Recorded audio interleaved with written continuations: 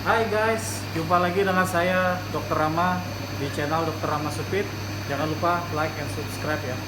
Kali ini saya akan membahas mengenai, kita tahu kalau donor darah orang banyak sekali ke sini datang dan itu semua gratis. Tapi ketika orang butuh darah, kok kesannya seperti bayar? Ada apa ya? Mari kita simak liputan berikut ini.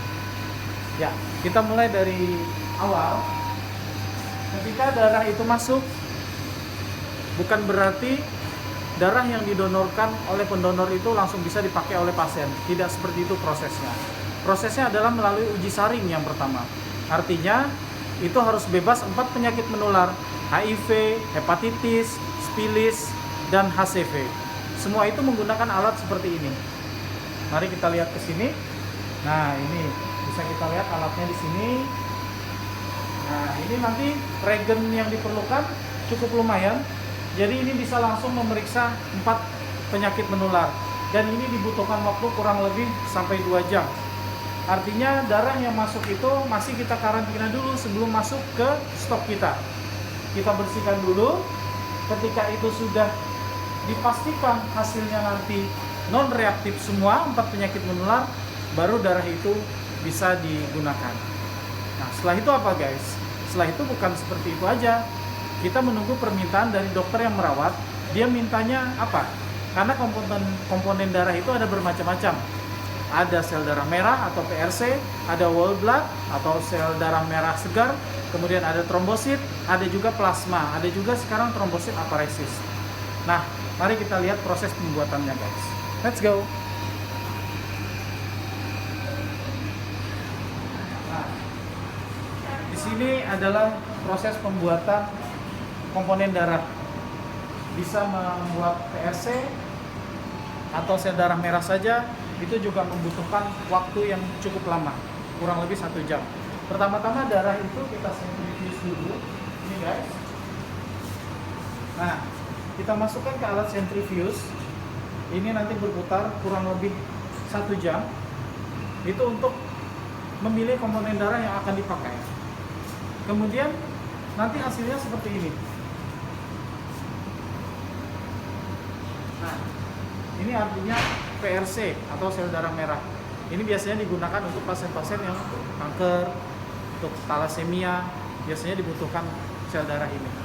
Nah, kemudian ini juga harus kita letakkan di meja dingin, ini namanya, guys.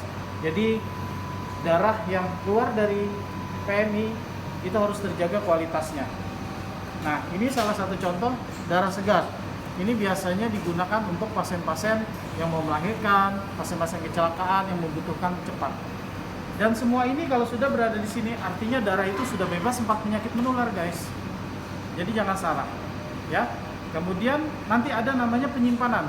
Yang pertama, penyimpanan trombosit itu harus kita letakkan di alat penyimpanan khusus. Nah, ini guys, harus goyang-goyang karena untuk menjaga homogennya dia. Nah, semua ini perlu listrik kan guys. Nah, jadi dari situlah salah satu pos biaya pengganti pengolahan itu contohnya. Nah, bukan hanya sampai di sini saja. Kita ada namanya uji cross. Uji cross itu artinya menguji sampel darah pendonor dengan pasien. Walaupun golongan darahnya sama, itu harus dicek dulu. Dia cocok apa enggak? Bisa jadi tidak cocok karena tiap orang berbeda-beda, ada antigen antibody di dalam tubuh masing-masing orang. Artinya sebuah penyakit juga mempengaruhi dia tidak cocok dengan pendonor. Nah, ini kita lihat proses cross itu ada di sini guys.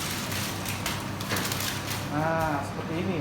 Jadi pencocokan nanti sampel darah pasien dengan sampel darah pendonor itu akan dicocokkan dulu. Dan ini membutuhkan proses kurang lebih 1 jam juga guys. Jadi makanya dari itu, begitu darah yang langsung dari pendonor, itu tidak bisa langsung dipakai. Harus di berbagai macam diolah dulu, kemudian diuji saring, diuji cross, itu membutuhkan waktu 4-6 jam totalnya. Nah, makanya kita harus sabar, dan karena itu ada namanya biaya pengganti pengolahan darah untuk semua ini. Kemudian satu hal lagi, petugas-petugas seperti mereka, seperti yang ada di sana, itu bekerja secara profesional, tidak gratis. Jadi ada istilahnya gaji untuk mereka yang bekerja di sini. Karena itulah juga termasuk dari biaya pengolahan darah itu, guys.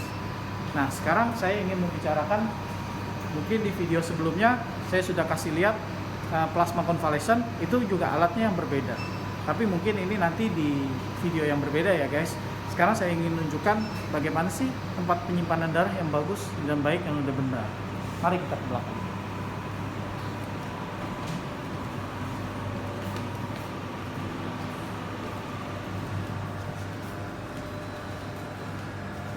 Nah, di sini nih. Jadi, ini tempat penyimpanan darah. Kulkasnya khusus, guys. Bukan kulkas biasa. Jadi memang suhunya harus terjaga. Apalagi untuk plasma harus minus 30 derajat, guys. Nah, ini salah satunya.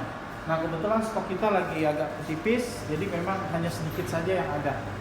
Kita kebetulan di sini punya 2 alat penyimpanan dan alhamdulillah semuanya bantuan dari pemerintah. Oke.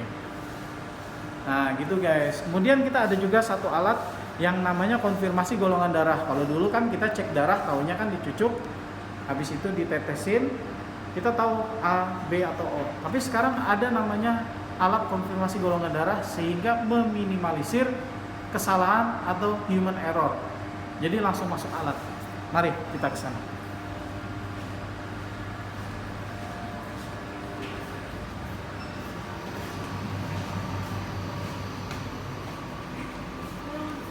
Nah, ini guys alatnya. Ini namanya IH1000 untuk proses konfirmasi golongan darah.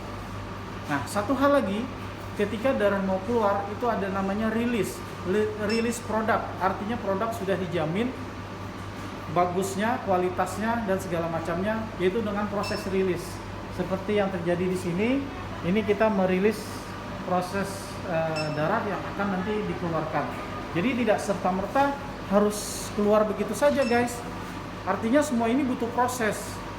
Nah, disitulah kenapa kita bekerja di sini 24 jam dan harus siap sedia dengan resiko apapun, apalagi di masa pandemi ini. Tentunya banyak karyawan-karyawan kita, petugas-petugas kita yang juga ada terpapar. Kenapa? Karena kita memeriksa sampel darah pasien-pasien yang ada COVID-nya, padahal kita sudah sedemikian rupa dengan menggunakan APD, tapi tetap terpapar itu mungkin karena kita kelelahan. Itu juga bisa.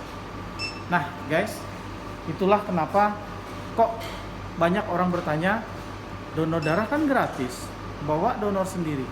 Tapi ketika saya butuh darah, kenapa harus bayar? Nah, bukan bayar sebenarnya, guys, tapi biaya pengganti pengolahan ini semua.